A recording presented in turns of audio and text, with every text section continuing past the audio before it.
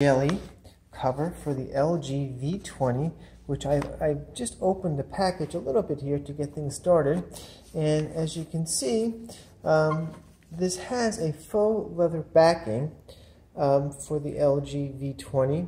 And it's actually kind of nice. It gives you a little style when you're going out with your friends. And by the way, this case to start off with is not very expensive. It's like 10 or 11 bucks. So to get you started on your new very expensive V20 by LG, this is a great way to go. And at first glance, you know, it's very light. It is a little bit thick, and some people do complain they do not want to have a thick phone in their back pocket. But this does not add a lot of size, and it's fairly well constructed. But I will tell you up front that if you do drop this on concrete or any kind of rough surface, you're going to have some kind of scuff mark here. And you may not like that, but I think your phone's going to be protected. And I'm pretty confident in this. However, there is one concern I do have, in that this might, depends how it falls and how far you drop it, it might pop off. But I think the phone itself might turn out to be okay. And as we're talking about this, it does bring up one concern, and that there is no screen protector here at all. So just keep that in mind. If you buy this case, the Tridea Premium New Type Jelly Ultra Slim and Soft case, that there is no screen protector included. So the screen will get scratched, probably if you drop it on the front side. But as you can see, it's a fairly deep case. So the edges where there is metal will be protected, because there's this little bumper here, and it goes slightly higher than the actual device, but it will not protect the screen part. And it would be nice if the company could include one or two little cheap or inexpensive screen protectors just to get you going and to keep away some basic scratches. Okay. So as you can see, you can twist a little bit, but the picture here says you could twist it a lot. You can't, and I kind of like that because it's nice and stiff. So this indentation here, if you can see it, is for a card.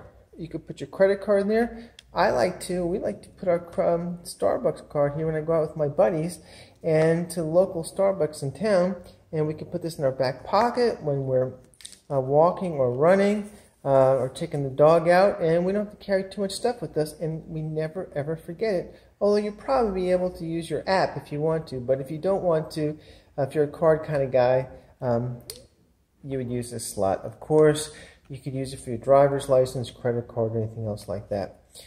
Let's take a look at the back here. And some people have complained, this button is for power and also fingerprint recognition, but some people complain that this is a little bit too narrow cylinder wise and a little bit too thick, but I totally disagree. I have never ever had a problem with this button, never, and I've just got this like maybe 1 or 2 weeks ago. See, it fits right in there. So unless you are your finger is if you like weightlifting with your finger a lot, you might have a problem. But in this case, I don't see it happening. And you don't need to press too much on that button. It's just enough, and that's the way it's designed. So it sort of protects the button a little bit. If people complain about this, I wouldn't listen to them. I would just, see, look, it's perfect. Let's take a look at the rest of the case here. If you take a twist around, here's another minor issue. The outer box, which is a competitor of this particular company, also makes a couple of, I think actually for this one phone, one phone protector and case, and it has a little cover over these slots that you could push down in case you're going to the beach or it's raining outside. So although this is very inexpensive and it's a basic cover, if the company could have put a very small little door on here or some kind of rubber cover that you could easily open, it would be much better and much more helpful in the design of the case and protecting it against the elements. So that's something to be aware of. And the OtterBox, I believe it's called a Defender, really does a much better job than Tridea in taking care of that particular issue or potential problem. But remember, this is like $11, and the OtterBox is in the 30s, possibly even in the 40s. So really, you get a lot more case there, but you're paying for it too. Let's see, we're kind of wrapping things up here, but if you take a peek around, all these slots are very well made. We're going to take a look at that. That's the volume button. But they're very well made in that they fit the actual phone quite nicely, and there really isn't a lot of extra space to damage the phone. Like, you can't get in there to damage the phone. It's very well done. So a couple of issues. First of all, the camera slot here, just like the finger button, there's very, very little metal exposed. So this is a very nice feature. It does a great job protecting the phone and allows the lens to take beautiful pictures, but it's just a little bit of metal exposed, unlike others, which this would be a much larger area where it can get scratched very easily and or not look as nice. This is really fairly well designed for the price.